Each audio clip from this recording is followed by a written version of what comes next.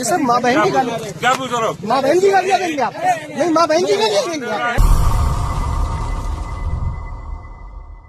उत्तर प्रदेश में रामराज्य आ गया है, जहां पर दारोगा साहब की पिटाई हो रही है, सीएमओ साहब नशे में टुल हैं, तो वहीं जज साहब इंसाफ की गुहार लगा रहे हैं।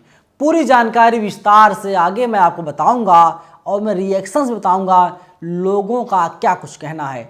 नमस्कार, मेरा नाम है नवीन कुमार नंदन और आप देख रहे हैं India international news. Uttar Pradesh में रामराज्य आ गया और ऐसा रामराज्य आया है जिसकी कल्पना आपने शायद कभी की ना होगी, क्योंकि यहाँ पर दारोगा साहब की पिटाई हो रही है और लखीमपुर खीरी जिले में नहीं हो रही है, कानपुर में नहीं हो रही है, अंबेडकर नगर फैजाबाद में नहीं हो रही है, बल्कि जहाँ से मोदी जी सांसद हैं वहीं पर गुंडे इतने ज़्यादा सक्रिय हैं और पुलिस इतनी ज़्यादा कमज़ोर है। जब दारोगा साहब गश्त पर निकलते हैं यानी पेट्रोलिंग पर निकलते हैं तो 3 गुंडे आते हैं, दारोगा साहब के साथ मारपीट करते हैं, पिस्टल से गोली मार देते हैं और इसके बाद फरार हो जाते हैं। अस्पताल में दारोगा साहब जिंदगी और मौत की जंग से जूझ रहे हैं।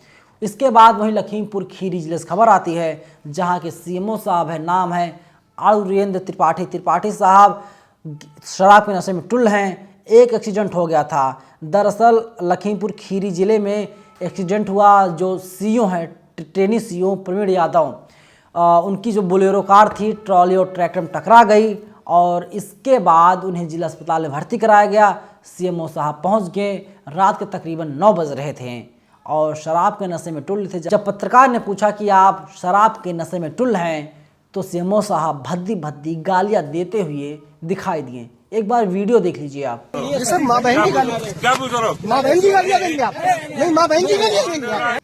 वीडियो देख लिया, सीईओ साहब को किस तरीके से लोग पकड़ रहे हैं। सीईओ साहब की जो बॉडी है वो उनके कहे में नहीं है, यानी संभल नहीं रही है, इतना ज़्यादा उन्होंने शराब पी रखी है। सोचिए, ये उत्तर प्रदेश है, यहाँ पर राम राज्य है, यहाँ पर मैंने पहले ही बताया दारोगा साहब की पिटाई हो रही है, जज साहब इंसाफ की गुहार लगा रहे हैं, जो जज साहब लोगों को इंसाफ देने का काम करते हैं और सीएमओ साहब सरकारी अस्पताल में पहुंचते हैं शराब के नशे में टुल होकर के। अब लोग सवाल पूछ रहे हैं लेकिन सीएमओ साहब हैं जवाब देने के लिए तैयार नहीं हैं। अलग अलग तरीके के लोग प्रतिक्रियाएं आ रही हैं। संजय शर्मा ट्वीट करते हैं, लिखते हैं, आइए मैं आपको दिखाता हूं राम राज्य में अफसर कैसे काम करते हैं। शराब के नशे में धुत यह साहब लखीमपुर के सीएमओ हैं, नाम है आरुरेंद्र त्रिपाठी। एक एक्सीडेंट के बाद अस्पताल पहुंचे थे और खुद खड़े नहीं हो पा रहे थे।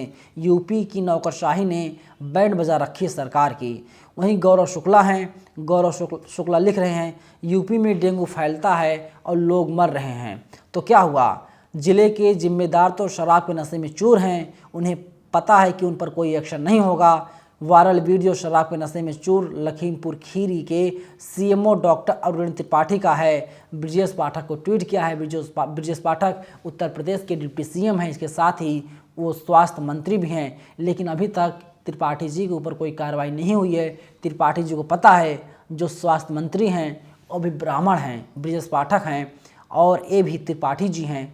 हो सकता है इनके ऊपर कोई कार्रवाई ना हो और इन्हें बचा लिया जाए।